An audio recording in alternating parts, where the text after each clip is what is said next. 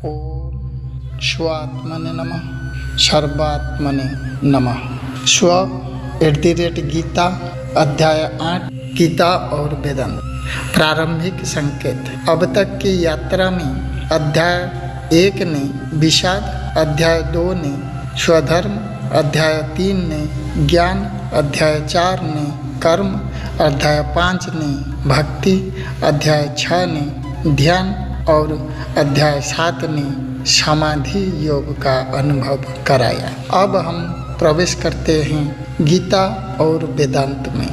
यह अध्याय हमें दिखाएगा कि स्व की अनुभूति केवल साधना में ही नहीं बल्कि जीवन और दर्शन में कैसे प्रकट होती है। बिंदु 1, स्वयं की जिज्ञासा। स्वयं उवाच, हे कृष्ण, मैंने अब तक ध्यान, भक्ति, कर्म और समाधि का अभ्यास किया, पर वेदांत क्या है? क्या यह केवल शास्त्रों की बात है या मेरे भीतर भी जीवंत है? स्वयं अभी भी शब्द और अनुभव के बीच झूल रहा है। बिंदु 2, स्व का उत्तर। स्ववाच, हे साधक, वेदांत केवल शास्त्र नहीं, यह अनुभव है। ज्ञान कहता है अहम ब्रह्मास्मि, मैं और ब्रह्म, तू और स्व अलग नहीं। साधक, जब तू अपने कर्म,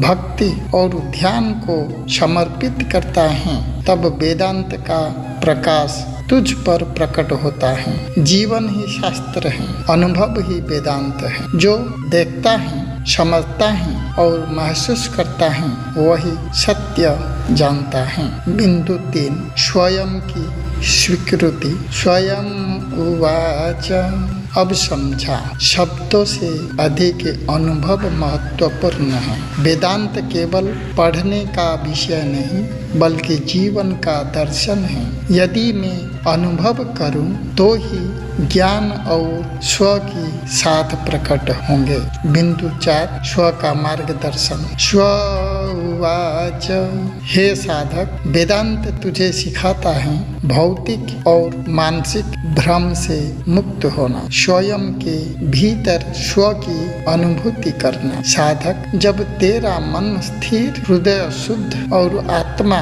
जागृत होगी, स्वयं और स्व कभी अलग नहीं थे। वेदांत यही संदेश देता है। निष्कर्ष। गीता और वेदांत हमें सिखाता है अनुभव ही सत्य का स्रोत है। कर्म, भक्ति और ध्यान का अंतिम लक्ष्य स्व का प्रत्यक्ष अनुभव है। अध्याय 8 में साधक ने जाना शास्त्र और अनुभव अलग नहीं बल्कि अनुभव में शास्त्र जीवंत होता है। अब आगे के अध्याय में गीता और सांख्य योग हमें यह बताएगा कि स्व की वास्तविकता और जगत की वास्तविकता में भेद कैसे समझा जाए। यात्रा अब विज्ञान और दर्शन की ओर बढ़ रही है। स्वात्मने नमः, सर्वात्मने नमः।